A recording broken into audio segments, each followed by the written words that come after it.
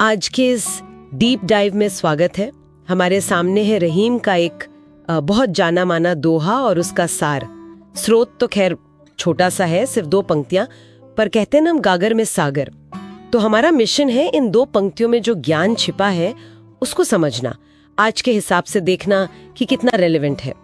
तो दोहा है, रहीमन जो नर संयम धरे, मन उसका निर्मल, क्रोध काम लोभ त्यागे, जीवन बने सफल। चलिए इसको थोड़ा खोलते हैं। पहली नजर में देखें तो मतलब सीधा सा लगता है, भाई संयम रखो, मन साफ रहेगा, और अगर गुस्सा, इच्छा, लालच छोड़ दो तो जीवन सफल होगा। एकदम क्लियर है ना? हाँ, क्लियर तो है सतह पर ये जो पहला शब्द है संयम, इसी में काफी वजन है। मतलब ये सिर्फ इच्छाओं को दबाना नहीं है, शायद उनको समझना है और सही दिशा देना है। अच्छा, तो जब कोई इंसान अपने आवेगों पर, अपने रिएक्शंस पर कंट्रोल करना सीखता है तो उसका नतीजा होता है निर्मल मन। निर्मल मन, हाँ। निर्मल यानी सिर्फ शांत नहीं, बल्कि साफ, स्पष्ट, बिना किसी मैल या कंफ्यूजन के। और ऐसी मेंटल क्लैरिटी ही तो क्या कहते हैं किसी भी तरह की सक्सेस के लिए पहला स्टेप है। ये बात सही है कि संयम सिर्फ रोकना नहीं बल्कि एक तरह का मैनेजमेंट है। तो फिर रहीम जिन 3 चीजों को त्यागने को कह रहे हैं, क्रोध, काम, लोभ, तो क्या ये वो मेन रुकावटें हैं जो इस निर्मलता, इस क्लैरिटी को खराब करती हैं? जैसे क्रोध से शुरू करें। गुस्सा छोड़ना सिर्फ शांत रहने से ज्यादा कैसे एक सफल जीवन में मदद करता है? हाँ, देखिए, क्रोध पर जो कंट्रोल है उसका असर बहुत प्रैक्टिकल है। आप खुद सोचिए, गुस्से में लिए गए फैसले कितने सही होते हैं? शायद ही कोई। सही बात है। क्रोध हमारी जो सोचने समझने की शक्ति है उसको धुंधला कर देता है। रिश्तों में, चाहे वो पर्सनल हो या प्रोफेशनल, दरार डालता है। जो संयमित व्यक्ति है वो शांत रहकर बेहतर सोच सकता है ना, ज्यादा इफेक्टिवली बात कर सकता है और मुश्किल सिचुएशंस को ज्यादा अच्छे से हैंडल कर सकता है। तो ये तो सीधे तौर पर सफलता से जुड़ गया, चाहे करियर हो या निजी जिंदगी। हाँ, ये तो है। क्रोध में विवेक तो जाता ही है। अच्छा, अब काम पर आते हैं। यहाँ काम का मतलब सिर्फ जिसे कहते हैं लस्ट वो है, या इसका मतलब थोड़ा और बड़ा है, जैसे कोई भी तीव्र इच्छा, डिजायर? और अगर इच्छा है तो मतलब आज की दुनिया में जहाँ एम्बिशन को इतना जरूरी माना जाता है, क्या हर तरह की इच्छा त्यागना प्रैक्टिकल लगता है? हाँ, ये बहुत अच्छा सवाल है। देखिए, रहीम के कॉन्टेक्स्ट में काम का अर्थ शायद अनकंट्रोल्ड, भटकाने वाली इच्छाओं और वासना से ज्यादा है।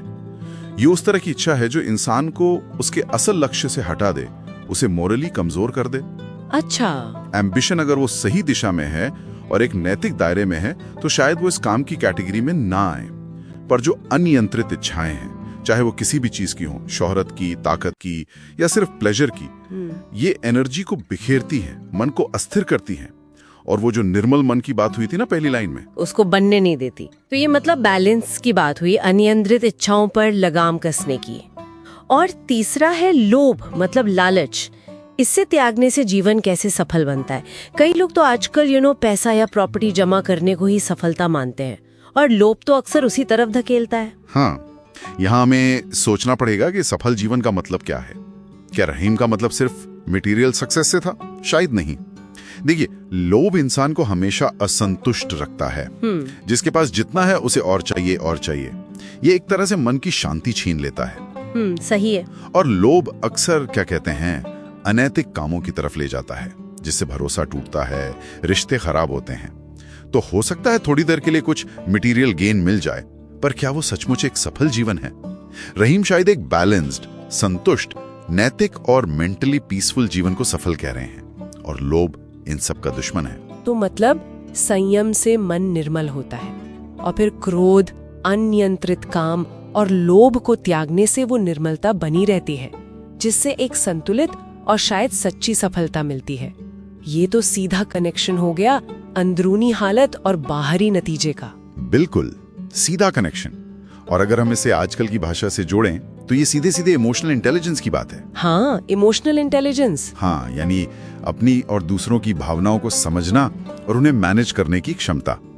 रहीम सदियों पहले बता रहे थे कि सेल्फ अवेयरनेस, सेल्फ रेगुलेशन जो ईआई के कोर एलिमेंट्स हैं, वही एक सफल और मीनिंगफुल जीवन की चाबी है।